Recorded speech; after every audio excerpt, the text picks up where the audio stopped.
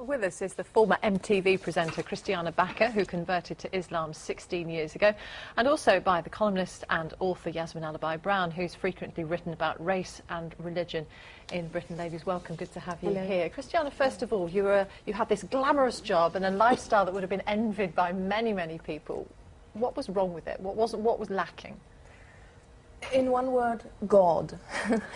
Inner fulfillment. You know, I had this lifestyle which was great fun, interviewing rock stars for a living, but deep down I was not fulfilled, I was not truly satisfied, and I found that since I've embarked on my spiritual path. And Yasmin, why do you think, I mean, this research is quite interesting, isn't it, the increasing number of Britons converting to Islam. Why, do you think? Well, I think some are doing it for this reason, which I totally respect. And I'd never used to pray until, actually, the Salman Rushdie affair. I found my faith then, and my mother thought God had spoken to me. You know, so there are moments when we all need that. But I think it's a complicated story.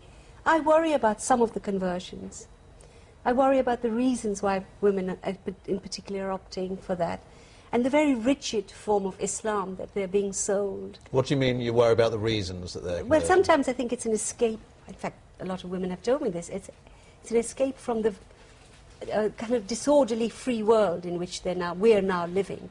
It's terribly difficult. I'm not sure I would call it an escape. It's an alternative. You know, it's a value system where women actually are respected for their achievements and not solely for their looks. You see, me from the entertainment business, it was all about if you've got it, flaunt it. Nowadays, I don't have to do that anymore. I'm respected for what I do, you know, for my mind and for my achievements, not for my looks. I find that refreshing. But a lot of the women who email me, for example, say, it's all about rules. They ask me things like, am I allowed to laugh out loud in a public space? Can I clap after a show? And it's like they want the certainties of a rule book. And that's not the Islam I know. Islam is actually a relationship between you and God. Yes. You know, for me it was the rules that made me worry whether I can take it on. You know, because I was always a free spirit. But in fact, now that the rules come from above, it was a slow process, submitting slowly. I didn't do all the rules overnight, but you know, you submit slowly. But surely you must miss some of the freedoms and the luxuries, the privileges of your old life. You know what? I feel actually liberated that I don't need crutches. I don't need alcohol to be happy. I don't need drugs. I don't need anything. I don't need to follow fashions or trends. I follow the one.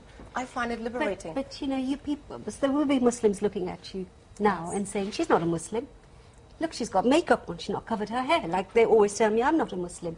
There are all these policing people out there who define us. But maybe it needs more people like Kristiane and you, Yasmin, to say that there's much more to Islam than the rule book, and you can there's a great deal of flexibility and latitude. And that's what I would like. But with a lot of the converts, I feel also they're being targeted, they're being processed, and sometimes I really worry that they're kind of entering. It is in some cases like a cult, and I worry about that.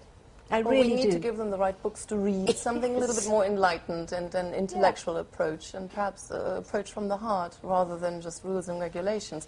That's certainly not what attracted me. It was the nourishment of the soul, actually, coming closer to God, purifying myself, and I realized it's not an academic exercise. I can keep reading about the beauty, but if I want to feel it and I want to come closer to God, there's only one way. Get down on the prayer mat, start fasting, start practicing. But you've, as you say, been attracted almost by some of the rules and the structure, perhaps. But isn't that, in a sense, that's true of many conversions, not just to Islam, but say to Catholicism? That's what attracts people is the values. The values and the inner. You know, if you pray 5 times a day, the connection that you build with God. You know, it's a close connection. So it's a set of ethical and spiritual values that help you transform yourself and the world around you to serve the good. You see, I think Islam has only 3 or 4 absolute essential pillars, and you should be defining your faith for yourself. And I mean, I had a man email me today saying, I've just converted, white man, I can now chastise my wife. Will the law interfere? Now look, this is not a good reason. to go and join a faith which It's men a are calling. writing to me saying only Muslim men can be real men because they can be domineering, and you know, all these other factors need to be considered. But is that because Islam's been misinterpreted? Yes. No, there is some That's your Islam view. as is practiced now, which is really of that kind. Wahhabi Islam is one of my most big terrors, I have to say. It is spreading. It's not the Islam I grew up with. My It's mother not the practiced. Islam I've converted Yes, to. but you they know. are very strong in some pockets. And I think quite a lot of women are in those pockets. And that's what my worry is, not anything else. The spirituality, I completely agree with you. But there is a kind of mission, if you like. And I find that We need to show worrying. that there's an alternative. I think we did this evening. I think you did. Well, Who better? enchanting discussion from both of you. Thank you so much for coming in and talking to us. Yasmin pleasure. Alabai Brown and Kristiane Backer, thank you very much. Thank you.